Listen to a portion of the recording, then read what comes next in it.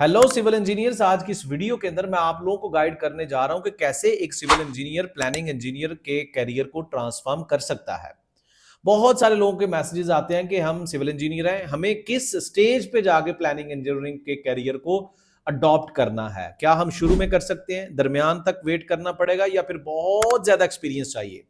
आज की इस वीडियो को एंड तक आपने देखना है ताकि मैं सिर्फ सिविल इंजीनियरिंग के पर्सपेक्टिव से आपको समझा सकूं कि असल मुद्दा क्या है, असल चीज आपने किस तरीके से समझनी है। क्योंकि मेरा यह मानना है कि एक राइट इंफॉर्मेशन आपके कितने ही साल बचा सकती है। बहुत सारे लोग 5 साल 10 साल जाया करने के बाद जब आते हैं ना, तो मुझे उनका पेन फील होता है कि ये इंफॉर्मेशन अगर इनको 5 साल पहले पता होती तो ये कितना ज्यादा पैसा कमा लेते, कितनी अच्छी पोजीशन पे आप होते। राइट, टाइम को भाई आप वापस रिवर्स नहीं कर सकते। इसलिए मैं चाहता हूं कि अगर आप ये वीडियो देख रहे हैं तो इसको एंड तक देखना है, क्योंकि इसमें बहुत सारी इंफॉर्मेटिव चीजें मैं आप लोगों के साथ शेयर करने जा रहा हूं। इससे पहले कि इसकी वीडियो को डिटेल में लेके चलूं, I would request you people to subscribe this channel, ताकि फ्यूचर में कोई भी इस तरह की वीडियो बने so you get that link on time.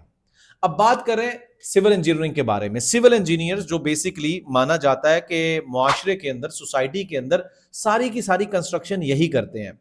Building बनेगी, रोड बनेगा, डैम बनेगा, आपका स्कूल बनेगा, आपकी हॉस्पिटल्स बनेंगे, आपके जो भी कंस्ट्रक्शन के काम है, स्ट्रक्चर के काम है, एयरपोर्ट्स के काम है, वो सारे के सारे सिविल इंजीनियरिंग के अंडर आते हैं। अब सिविल इंजीनियर जब यूनिवर्सिटी से ग्रेजुएट होते हैं तो इनको एक अदद जॉब चाहिए होती है अपना कैरियर स्टार्ट करने के लिए।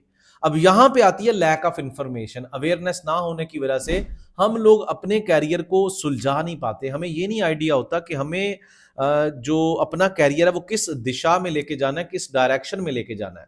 इस चीज में हम बहुत लैक कर रहे होते हैं, और हमारी जल्दी जल्दी में सिर्फ यहीं पे कोशिश होती है फ्रस्ट्रेशन के अंदर कि हमें कोई भी नौकरी मिले हम उसको कंटिन्यू करेंगे जस्ट लोगों को बताने के लिए कि भैया हमारी नौकरी लग गई। और यहां पे ही हम गिर जाते हैं पहली गलती करके। वो नौकरी हम कंटिन्यू करते रहते हैं करते रहते हैं करते रहते हैं, और फिर बंद गली में जाके फंस जाते हैं, क्योंकि वो स्किल्ड इंजीनियरिंग जॉब कैरियर नहीं होता और वो हमें कहीं पे लेके नहीं जाता। इंजीनियर के ख्वाब क्या होते हैं? इंजीनियर के ख्वाब होते हैं कि लाखों में कमाए, बहुत जल्द कमाना शुरू हो जाए, व्हाइट कॉलर जॉब हो, फैमिली को टाइम दे। इंजीनियर के ख्वाब शुरू में ऐसे होते हैं, लेकिन एंड पे इंजीनियर के ख्वाब क्या हो जाते हैं?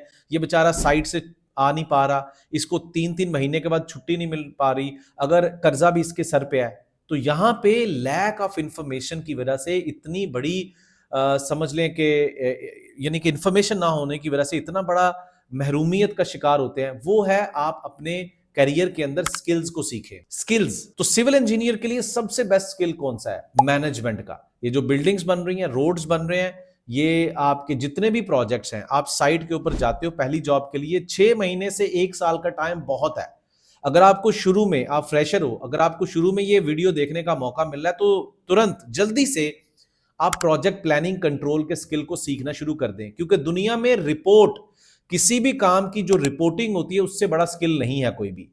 क्योंकि जब आप किसी काम की रिपोर्टिंग करते हो, आपके अंदर ये स्किल्स हैं कि आप कम्युनिकेट कर सकते हो, किसी को इंफॉर्मेशन आगे पहुंचा रहे हो, क्लाइंट है, कंसल्टेंट है, अपनी कंपनी की मैनेजमेंट है। तो अगर आप अपने प्रोजेक्ट के बारे में एक्सप्लेन करते हो, उसकी रिपोर्टिंग के बारे में, तो उससे बड़ा कोई स्किल नहीं। यही लोग सबसे ज्यादा सैलरी लेते हैं, यही लोग सबसे ज्यादा सुकून में होते हैं। और रिपोर्टिंग कौन से करते हैं लोग? वो प्लानिंग और कंट्रोल के होते हैं, प्लानिंग इंजीनियर्स।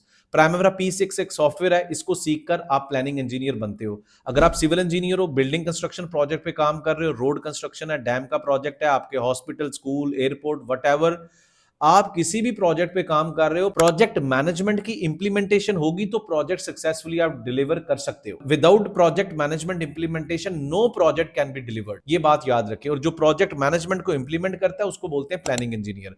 और प्लानिंग इंजीनियर प्राइमेरा P6 को यूज करेगा, एक सॉफ्टवेयर, एक टूल, एक PMIS, project management information system का टूल यूज करता है। अब ये बिल्कुल नहीं जरूरत कि आप फ्रेशर हो तो आप नहीं सीख सकते, आप शुरू में सीखो। आप जूनियर प्लानर के तौर पे काम करना स्टार्ट कर दोगे। You can start your job career as a junior planning engineer, और स्टार्ट में ही आपका करियर जो है वो सॉल्व हो जाएगा।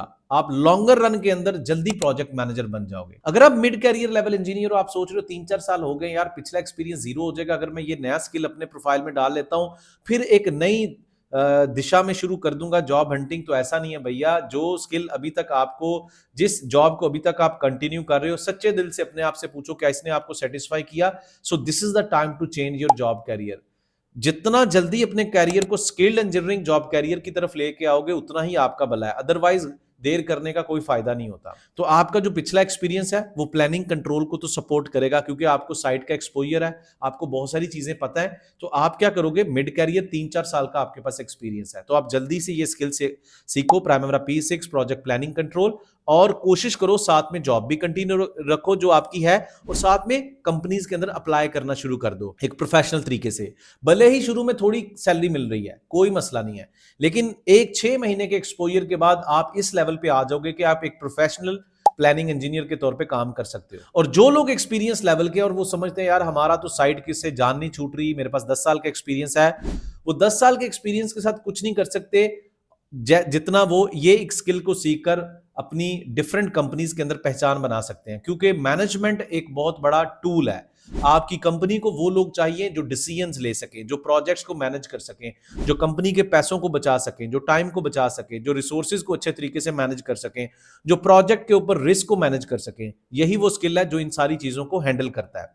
शुरू में भी सीख सकते हैं, दरमियान में भी कोई मसला नहीं है, और अगर मैनेजमेंट लेवल पे, प्रोफेशनल लेवल पे पहुंच चुके हैं, सीनियर लेवल पे पहुंच चुके हैं, तब भी आप इसको सीखकर प्रोजेक्ट मैनेजर की जो एक गद्दी है उसको संभाल सकते हैं। It will take time but this is the career strategy. अब इसके अंदर सबसे बड़ा फायदा यह है, this job career having comparatively ज्यादा सैलरी है इसकी as compare to other job career. इसी जॉब कैरियर के लोग फ्यूचर में जाके प्रोजेक्ट मैनेजर बनते हैं। इसी जॉब कैरियर के अंदर आप आसानी से विजुलाइज कर सकते हो कि मैं गल्फ रीजन के अंदर किस किस कंपनी के अंदर मेरी प्लेसमेंट हो सकती है।